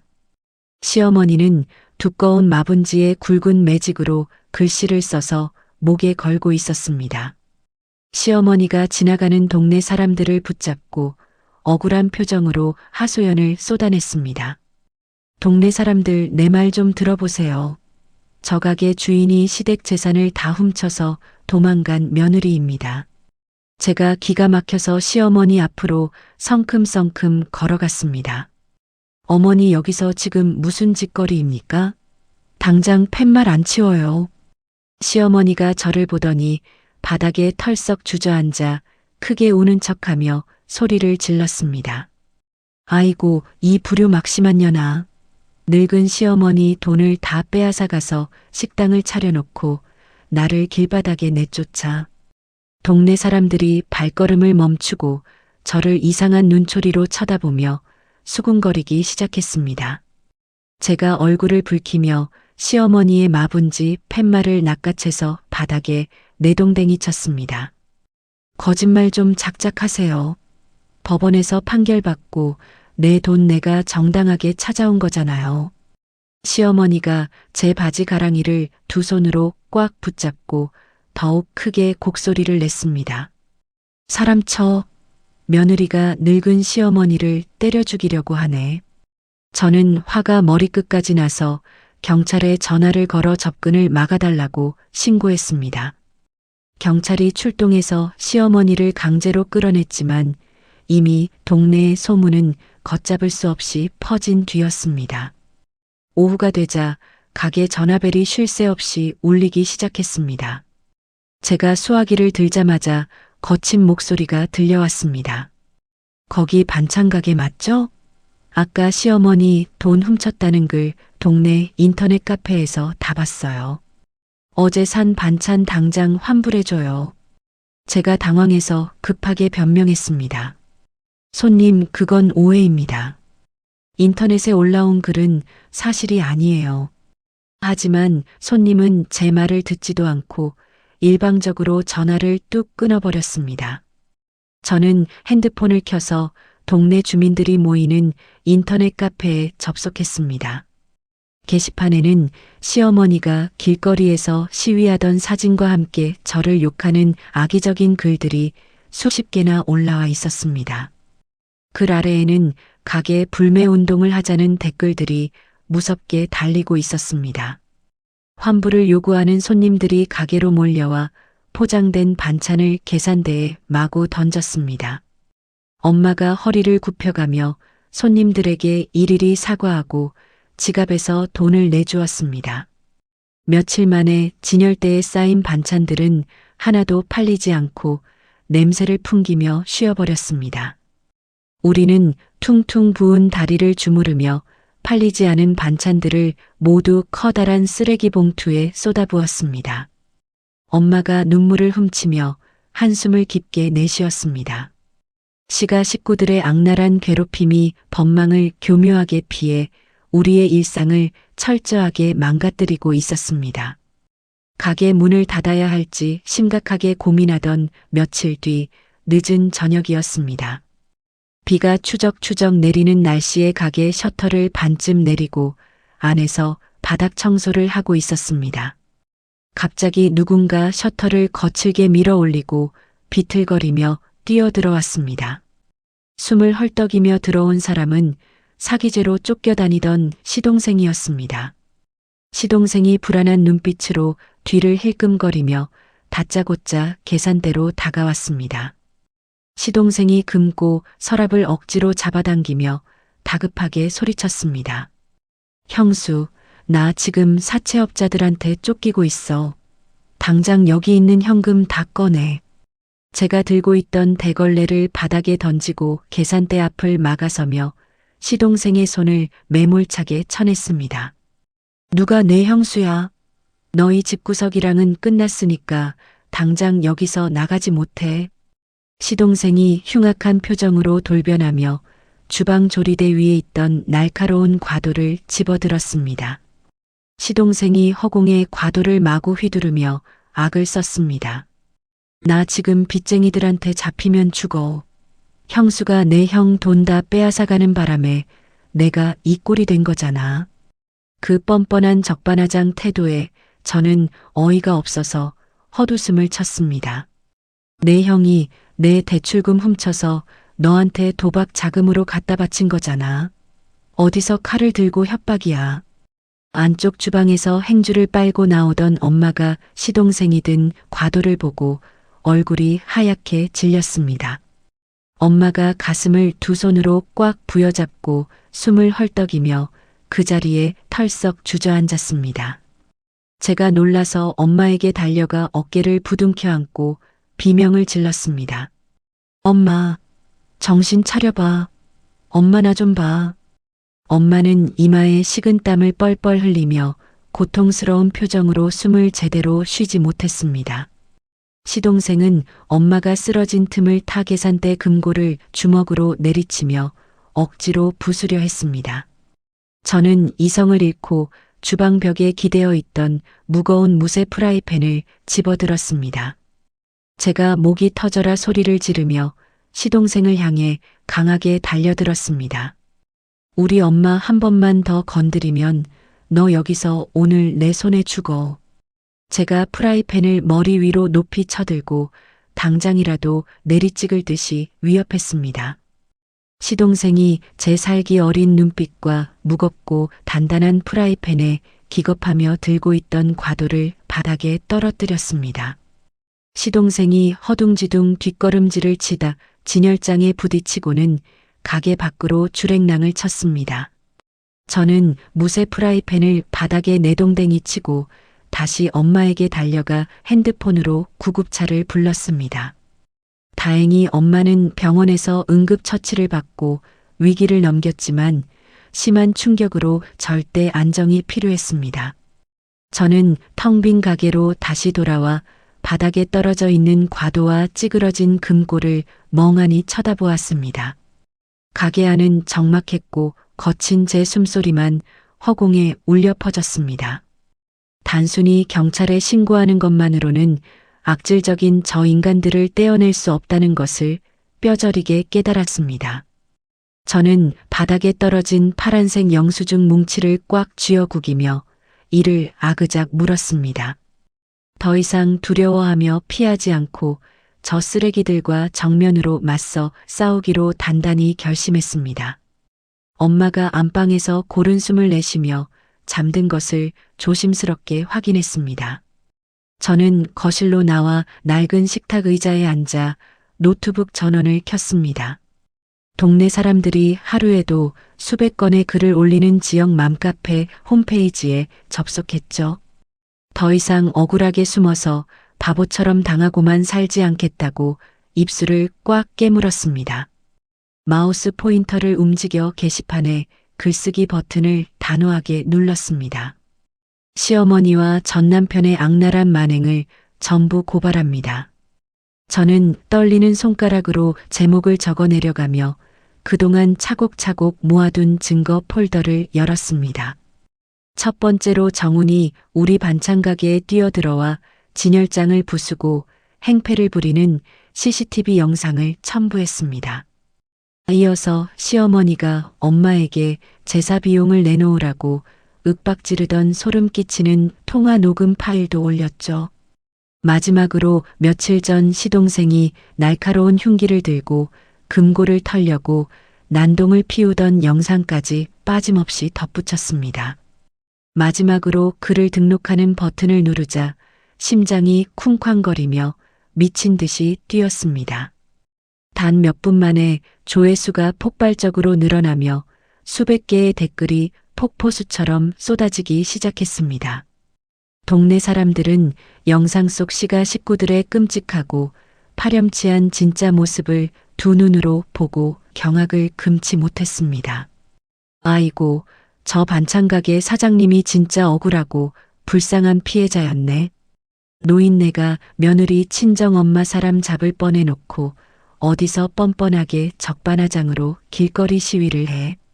저를 악의적으로 비난하던 카페의 여론은 순식간에 시가 식구들을 향한 맹렬한 분노로 완벽하게 뒤집혔습니다. 다음 날 아침 날이 밝자마자 저는 강지훈 변호사의 사무실 문을 힘차게 열고 들어갔습니다. 강지훈 변호사가 모니터 화면을 손가락으로 가리키며 밝고 경쾌한 목소리로 말했습니다. 수진 씨, 인터넷 여론이 완벽하게 우리 편으로 돌아섰습니다. 맘카페에 올라왔던 가게 불매글들도 싹 지워졌다고 하더군요. 제가 가방에서 밤새 철저하게 정리한 영업 피해 내역서와 영상 원본이 담긴 이동식 저장 장치를 꺼내 탁자 위에 올려놓았습니다. 강지훈 변호사가 서류를 꼼꼼하게 살피며 든든하고 자신감 넘치는 목소리로 덧붙였습니다. 제가 당장 정훈 씨와 시어머니를 영업방해와 명예훼손, 그리고 특수협박으로 즉시 관할 경찰서에 형사 고소하겠습니다. 제가 두 주먹을 꽉 쥐고 흔들림 없이 단단한 눈빛으로 강지훈 변호사를 마주 보았습니다. 네, 변호사님. 저 악마 같은 사람들이 차가운 감옥 바닥을 박박 기어다니는 꼴을 꼭 제 두 눈으로 직접 봐야겠습니다. 강지훈 변호사가 날카로운 펜을 손가락으로 빙글빙글 굴리며 의미심장한 미소를 지어 보였습니다. 며칠 뒤 강지훈 변호사가 제 앞으로 붉은색 형광펜이 빼곡하게 칠해진 두꺼운 금융거래 내역서를 밀어주었습니다. 강지훈 변호사가 내역서를 펜 끝으로 짚으며 아주 차분하게 입을 열었습니다. 수진 씨, 제가 정훈 씨가 빼돌린 돈의 최종 목적지를 끝까지 집요하게 추적해 봤습니다. 제가 내역서에 적힌 낯선 이름의 계좌번호들을 살피며 눈을 크게 떴습니다. 이 돈이 다 시동생 개인 통장을 거쳐서 이름도 모르는 이상한 회사로 통째로 빠져나갔네요. 강지훈 변호사가 가죽 의자 등받이에 편하게 기대며 차가운 목소리로 설명했습니다. 맞습니다. 시동생이 큰 벤처 사업을 한다고 집안에서 떵떵거리더니 사실 그 돈을 전부 해외 불법 도박장에 쏟아부었어요. 제가 너무 기가 막혀서 손뼉을 짝 치며 헛웃음을 크게 터뜨렸습니다. 결국 남편이라는 작자가 제 피 같은 대출금을 훔쳐서 자기 동생 도박판 판돈으로 다 날려버렸다는 거네요. 강지훈 변호사가 수사기관의 번호가 적힌 명함 크기의 메모지를 제 앞으로 내밀며 단호하게 지시했습니다. 지금 당장 경찰청 사이버 수사대에 전화해서 시동생이 상습적으로 불법 도박을 하고 자금을 빼돌린다고 제보하세요. 저는 조금도 망설임 없이 핸드폰을 들어 곧바로 경찰에 전화를 걸고 시동생의 횡령과 도박 사실을 낱낱이 고발했습니다. 일주일 뒤 시어머니가 사는 낡고 허름한 아파트 앞 좁은 골목길에 일어난 일은 동네 사람들의 엄청난 구경거리가 되었습니다. 경찰차 세대가 요란하고 시끄러운 사이렌 소리를 내며 골목길을 꽉 채우고 급하게 멈춰 섰습니다. 사복을 입은 건장한 형사들이 우르르 차에서 내려 시어머니의 집 현관문을 강제로 부수고 안으로 거칠게 들이닥쳤습니다. 잠시 후 형사들이 헝클어진 머리에 잠옷 차림인 시동생의 양팔을 꺾고 은색 수갑을 덜컥 채워 밖으로 질질 끌고 나왔습니다. 시동생이 얼굴이 하얗게 질려 발버둥을 치며 형사들을 향해 미친 듯이 소리쳤습니다. 이거 나 아무 잘못 없어. 우리 형이 준 돈으로 인터넷에서 오락 좀 한 것뿐이란 말이야. 시어머니가 맨발로 집 밖으로 헐레벌떡 뛰쳐나와 앞장선 형사의 바짓가랑이를 꽉 붙잡고 처절하게 매달렸습니다. 시어머니가 거친 아스팔트 바닥에 주저앉아 자기 가슴을 퍽퍽 치며 악을 썼습니다. 아이고 경찰 양반. 우리 똑똑하고 귀한 둘째 아들을 도대체 왜 잡아가요? 당장 내 아들 내놔. 형사가 시어머니의 쭈글쭈글한 손을 단호하고 매몰차게 뿌리치며 무서운 목소리로 대답했습니다. 아드님은 거액의 불법 도박과 사기 혐의로 지금 당장 현장에서 구속합니다. 수사 방해하시면 공무집행 방해로 아주머니도 같이 수갑 채워 데려갑니다. 형사들이 시동생의 뒷덜미를 꽉 잡아 억지로 경찰차 뒷좌석에 쑤셔넣고 문을 쾅 닫아버렸습니다. 경찰차가 매연을 뿜으며 골목을 빠르게 빠져나가자 시어머니는 더러운 바닥에 엎드려 짐승처럼 크게 울부짖었습니다. 평생 자랑스럽게 여기던 둘째 아들마저 눈앞에서 처참하게 잡혀가자 시어머니는 완전히 이성을 잃고 제 머리카락을 쥐어뜯었습니다. 저는 골목 모퉁이 전봇대 뒤에 숨어서서 그 비참하고 끔찍한 파멸의 꼴을 차가운 눈으로 똑똑히 지켜보며 속으로 통쾌하게 웃었습니다. 3달이라는 긴 시간이 흘러 도착한 법원 형사 재판장 안은 숨소리조차 내기 힘들 만큼 묵직하고 무거운 공기로 가득 차 있었습니다. 정훈과 시어머니가 촌스러운 연녹색 수의를 입고 피고인석에 나란히 고개를 푹 숙인 채 앉아 있었습니다. 두 사람 모두 예전에 거만하고 사람을 무시하던 오만한 껍데기는 온데간데 없이 바싹 마른 좀비 같은 흉측한 꼴이었습니다.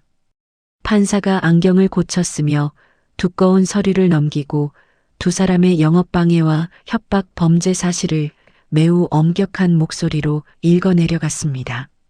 정훈이 사시나무 떨듯 앙상한 온몸을 바들바들 떨더니 갑자기 피고인석 의자를 차고 벌떡 일어났습니다. 정훈이 핏발선 눈으로 시어머니를 향해 거칠게 삿대질을 하며 판사에게 억울하다는 듯 소리쳤습니다. 판사님, 저는 전부 다 억울합니다. 저 늙고 표독스러운 노인네가 며느리 돈을 훔치라고 저한테 억지로 싹 다 시킨 겁니다. 시어머니가 너무 기가 막혀 입을 떡 벌리고 눈을 희번덕거리며 정훈의 등짝을 찰싹찰싹 매섭게 때렸습니다.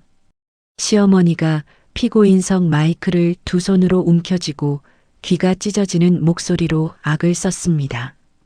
내가 천하의 몹쓸 짐승 새끼냐. 어디서 배 아파 낳아준 애미한테 이 끔찍한 죄를 다 뒤집어 씌워. 내가 딴 년이랑 더럽게 바람 피워서 이 사달을 만든 거잖아. 정훈이 시어머니를 좁은 어깨로 거칠게 펑 밀치며 짐승 같은 악다구니를 마구 퍼부었습니다. 엄마가 옆에서 귀신같이 부추기지만 않았어도 내가 여기까지 와서 썩은 감방에 갈 일은 절대 없었어. 당신이 내 인생 다 망쳤다고. 가족끼리 서로의 밑바닥을 물고 뜯으며 비열하게 모든 책임을 미루는 끔찍한 아기 다툼이 법정 한가운데서 실시간으로 벌어졌습니다. 판사가 얼굴을 붉히며 나무 망치를 쾅쾅쾅 거칠게 내리치고 방호원들에게 당장 두 사람을 제압하라고 지시했습니다. 저는 방청석 맨 앞줄에 아주 편안하게 팔짱을 끼고 앉아 그들이 스스로 철저히 무너져 내리는 꼴을 아주 여유롭게 감상했습니다.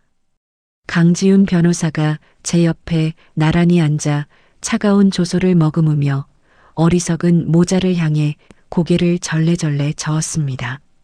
장내가 간신히 조용하게 정리되자 판사가 마이크를 고쳐 잡고 최종 판결을 단호하게 선고했습니다. 판사가 정훈은 죄질이 매우 불량하고 반성의 기미가 전혀 보이지 않는다며 징역 1년 6개월의 묵직한 실형을 내렸습니다.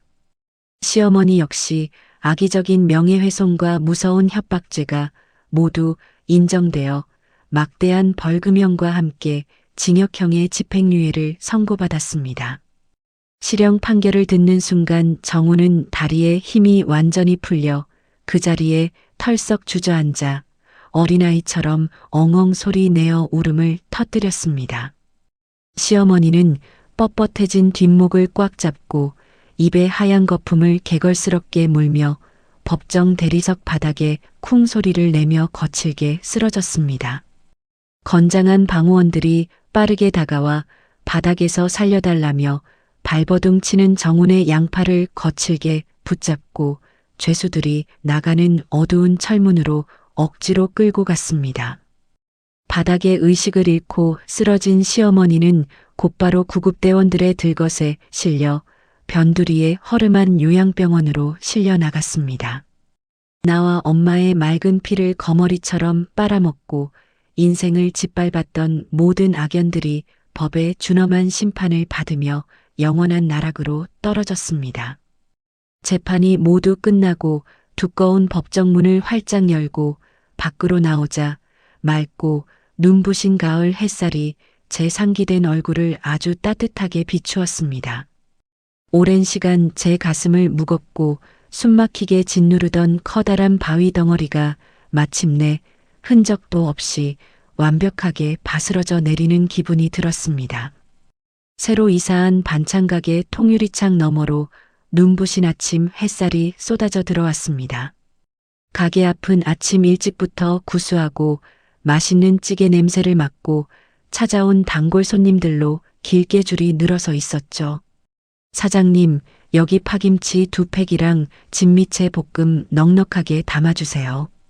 중년의 여자 손님이 장바구니를 계산대에 올려놓으며 밝고 쾌활한 목소리로 말했습니다. 네, 우리 최고 단골 손님이시니까 파김치 국물도 아주 자작하게 많이 담아드릴게요.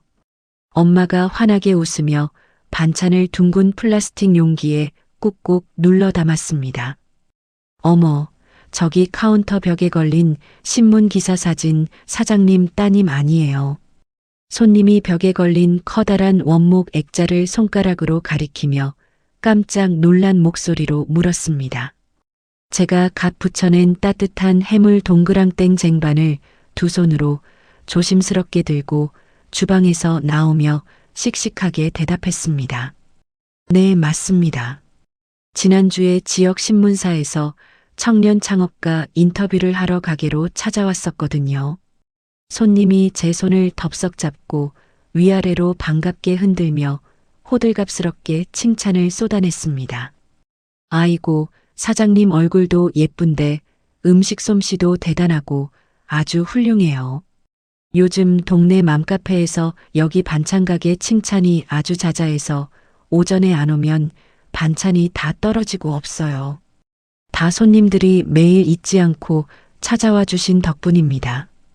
오늘 해물 동그랑땡 방금 막 고소하게 부쳤으니까 이거 서비스로 하나 더 넣어드릴게요. 제가 검은색 비닐봉지에 동그랑땡 팩을 하나 더 쑥 집어넣으며 활짝 웃었습니다. 손님이 연신 고맙다고 허리를 굽혀 인사를 하며 가게 문을 열고 기분 좋게 밖으로 나갔습니다. 엄마가 계산대 금고에 빳빳한 지폐를 가지런히 정리해 넣으며 콧노래를 흥얼거렸죠. 수진아, 오늘 오전에 무친 나물 반찬은 벌써 바닥이 다 보란다. 이따 점심때 시장 가서 신선한 참나물 좀 더 떼어와야겠어. 엄마가 빈 스테인리스 반찬통을 주방으로 나르며 큰 소리로 말했습니다.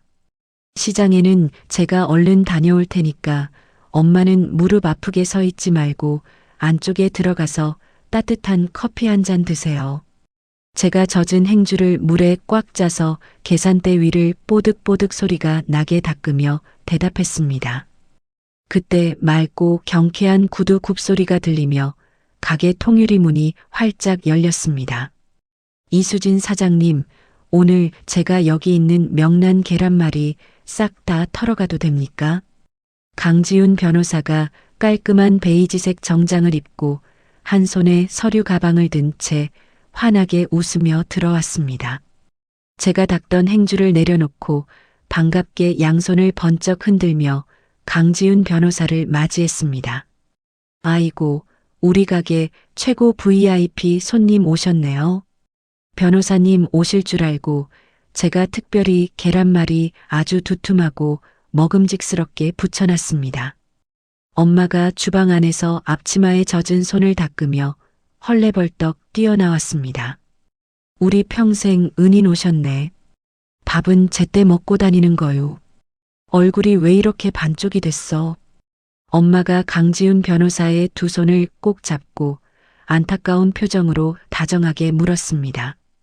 저 아주 밥맛 꿀맛으로 잘 챙겨 먹고 다닙니다. 어머님 얼굴에 살이 아주 포동포동하게 오르고 혈색이 고와지신 거 보니까 제 마음이 다 벅차오르네요. 강지훈 변호사가 엄마의 주름진 손등을 부드럽게 쓰다듬으며 대답했습니다.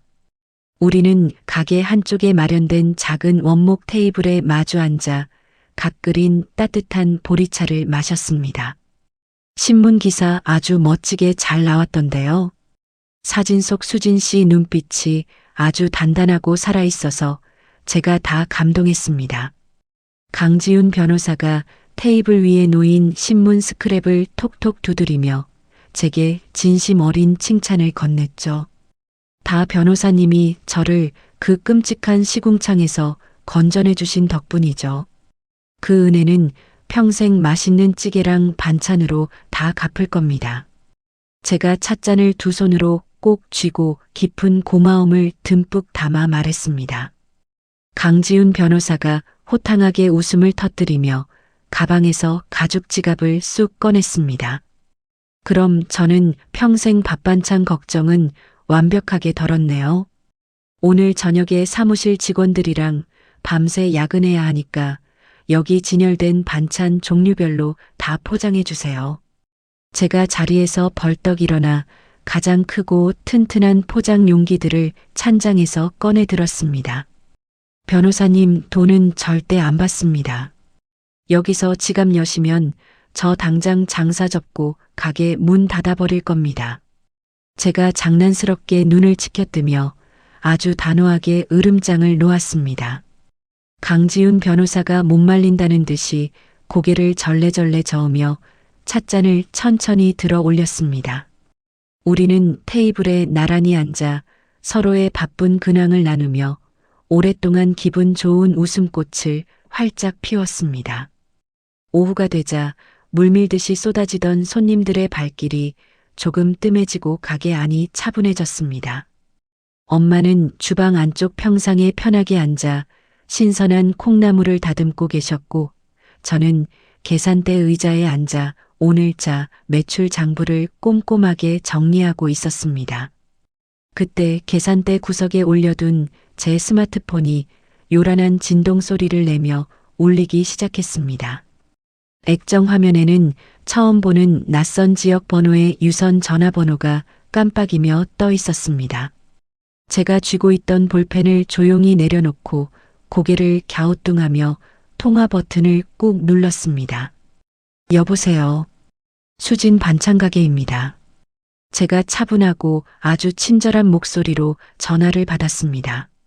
아, 거기 반찬 가게 맞습니까? 혹시 이수진 씨 핸드폰 번호 맞는지요?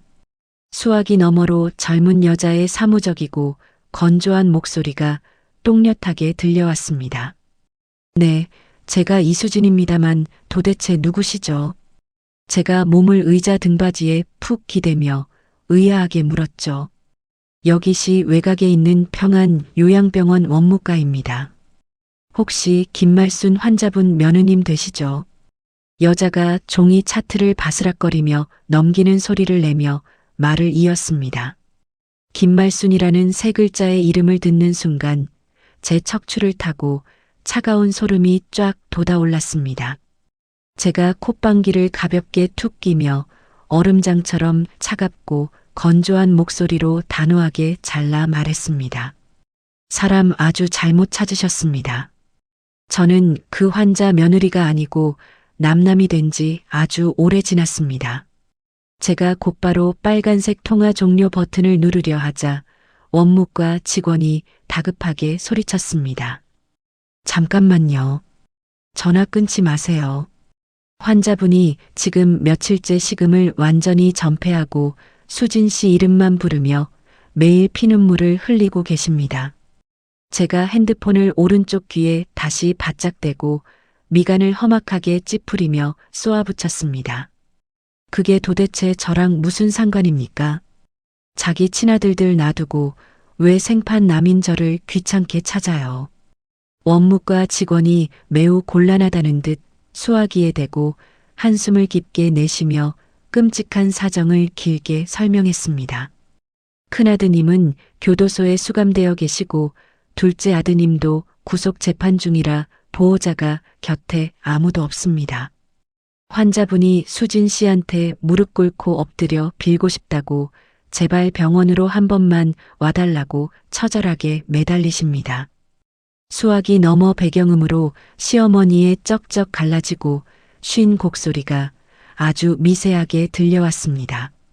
수진아, 내가 미쳤었어. 내가 천벌을 받을 짓을 했다. 제발 나 좀 이 더러운 지옥에서 꺼내다오. 시어머니가 제 이름을 애타게 부르며 바닥을 박박 긁듯 처절하게 울부짖는 소리였습니다. 그 끔찍한 목소리를 듣자 과거 병실에서 저를 무참히 짓밟고 친정엄마의 목숨을 하찮게 모욕하던 시어머니의 오만방자했던 얼굴이 눈앞에 생생하게 떠올랐습니다.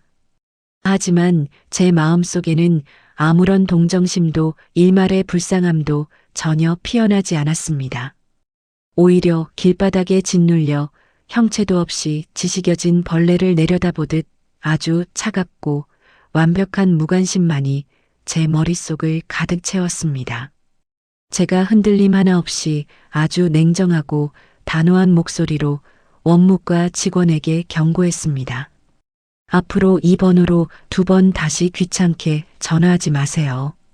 그 환자분은 제 인생에 존재하지 않는 죽은 사람입니다.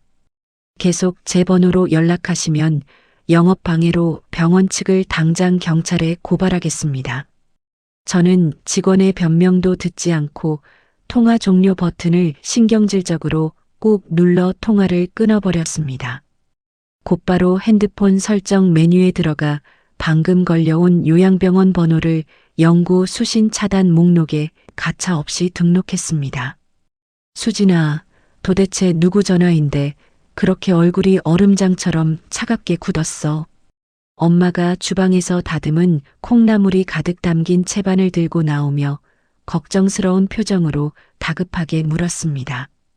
제가 굳었던 안면 근육을 풀고 엄마를 향해 활짝 미소를 지으며 고개를 가로저었습니다. 아무것도 아니야, 엄마.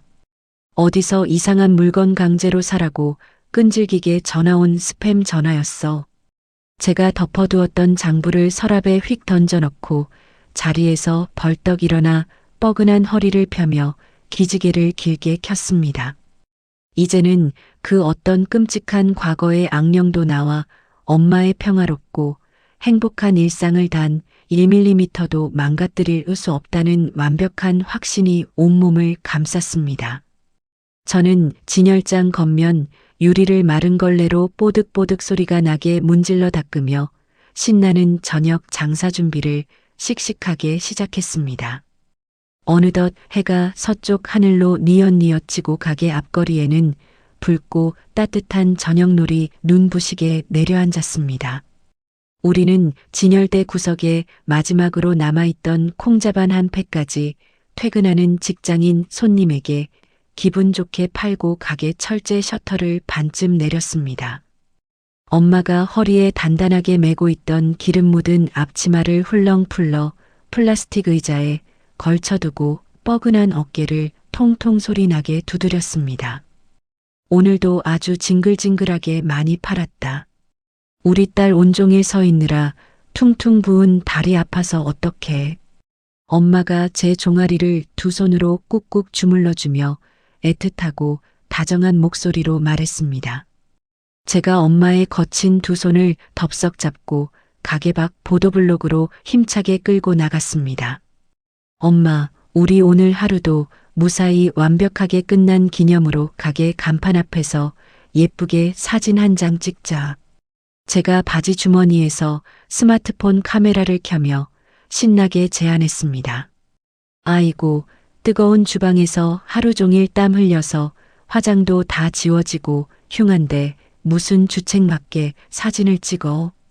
엄마가 쑥스럽고 부끄러운 듯이 두 손으로 얼굴을 가리며 고개를 푹 숙였습니다. 제가 엄마의 손을 부드럽게 치우고 엄마의 좁은 어깨에 제 팔을 든든하게 두르며 카메라를 우리 눈높이로 번쩍 들어 올렸습니다. 세상에서 우리 엄마가 제일 고우니까 걱정하지 마. 자, 카메라 렌즈 똑바로 보고 김치해봐. 제가 활짝 잇몸을 드러내며 큰 소리로 경쾌하게 외쳤습니다. 핸드폰 액정 화면 속에서 저와 엄마는 붉은 가을 햇살을 얼굴 한가득 듬뿍 받으며 세상에서 가장 편안하고 구김살 없는 행복한 웃음을 짓고 있었습니다. 제가 카메라 셔터 버튼을 찰칵 소리가 경쾌하게 나도록 꾹 눌렀습니다. 저장된 사진을 확인한 엄마가 눈가를 촉촉하게 붉히며 화면 속 제 환한 얼굴을 거친 손가락으로 조심스럽게 쓰다듬었습니다. 우리 귀한 딸 맘고생 훌훌 털어내더니 참 많이 예뻐지고 단단해졌네. 이제야 사람 사는 평온한 얼굴 같아. 엄마가 미세하게 떨리는 목소리로 제게 따뜻하게 말했습니다. 제가 고개를 세차게 끄덕이며 엄마의 어깨를 더욱 강하고 벅차게 끌어안았습니다. 맞아, 엄마.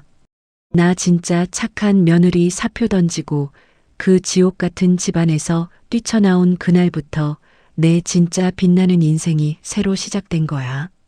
제가 탁 트인 붉은 허공을 바라보며 당당하고 또렷한 목소리로 외쳤습니다. 저는 제 오른쪽 손바닥 한가운데 단단하게 박힌 노란 굳은 살을 엄지손가락으로 천천히 문질러 보았습니다. 과거에는 오직 타인의 기준에 억지로 얽매여 순종하고 끔찍하게 고통받으며 제 진짜 모습을 철저하게 잃어버린 채 회색빛으로 살았습니다. 하지만 지옥보다 더한 상처를 두 발로 딛고 일어서며 제 스스로 치열하게 부딪혀 만들어낸 이 거친 굳은 살이 이제는 저를 완벽하게 지켜주는 강력한 무기가 되었습니다. 화려하고 번지르르하게 겉만 포장된 남의 시선 따위는 더 이상 제 인생에 티끌만 한 가치도 없었습니다. 매일 조용히 그리고 묵묵하고 정직하게 정성껏 땀 흘려 살아가는 지금의 이 소박한 삶이 얼마나 눈부시고 위대하게 빛나는지 온몸으로 뼈저리게 깨달았습니다. 저는 선선한 가을바람에 어지럽게 날리는 머리카락을 귀 뒤로 단정하게 넘기며 제 스스로에게 굳게 약속했습니다. 앞으로 다가올 그 어떤 시련 앞에서도 타인의 이기적인 기준에 절대 흔들리지 않고 오직 선하고 강인한 마음으로 엄마와 함께 앞만 보고 씩씩하게 걸어가겠다고 말이죠. 과거의 저처럼 무조건적인 희생만을 억울하게 강요당하며 차가운 어둠 속에서 홀로 눈물 흘리는 모든 분들에게 제 통쾌한 사연이 작은 용기와 따뜻한 희망의 불씨가 되기를 진심으로 바랍니다. 제가 가게 셔터 고리에 자물쇠를 채우고 덜컥 소리가 나게 굳게 잠근 뒤 엄마와 팔짱을 아주 다정하게 꼈습니다. 엄마, 오늘 저녁은 우리 집 근처 식당에서 두툼한 삼겹살 지글지글 구워서 시원한 맥주 한잔 할까? 제가 엄마의 눈을 쳐다보며 아주 경쾌하게 물었습니다. 그거 아주 기가 막히게 좋지. 우리 딸이 타지 않게 노릇노릇 굽는 고기가 세상에서 제일 맛있더라. 엄마가 제 팔을 꽉 안으며 호탕하고 시원하게 웃음을 터뜨렸습니다. 우리는 붉게 활활 타오르는 저녁 노을을 정면으로 마주보며 나란히 경쾌하게 발걸음을 옮겼습니다. 우리의 티 없이 맑은 웃음소리가 기분 좋은 가을 공기를 가르고 골목 끝까지 끝없이 퍼져나갔습니다. 착한 며느리, 순종적인 아내라는 무거운 굴레를 벗어던지고 나서야 비로소 제 진짜 빛나는 인생이 시작되었습니다. 예전에는 남의 시선과 억지로 강요된 도리 때문에 제 자신과 소중한 친정엄마의 피눈물을 속으로만 삼키며 살았지만 지금은 그 누구보다 당당하고 행복하게 하루하루를 채워나가고 있습니다. 지옥 같았던 시간들을 지나오며 얻은 거친 굳은 살은 이제 세상 그 어떤 비바람도 거뜬히 막아내는 든든한 방패가 되었습니다. 혹시라도 지금 이 순간 부당한 대우나 가스라이팅, 이기적인 가족들 속에서 홀로 숨죽여 고통받고 계신 분들이 있다면 제 이야기가 아주 작은 용기와 희망이 되기를 진심으로 바랍니다. 여러분의 인생에서 가장 귀하고 중요한 사람은 바로 여러분 자신입니다. 남들의 잣대에 휘둘려 하나뿐인 소중한 삶을 희생하지 마시고 부디 스스로를 지켜내는 담대한 첫걸음을 씩씩하게 내디디시길 온 마음을 다해 응원하겠습니다. 이야기를 끝까지 들어주신 분이 계시다면 잘 들었다고 댓글 하나만 남겨주세요. 감사합니다.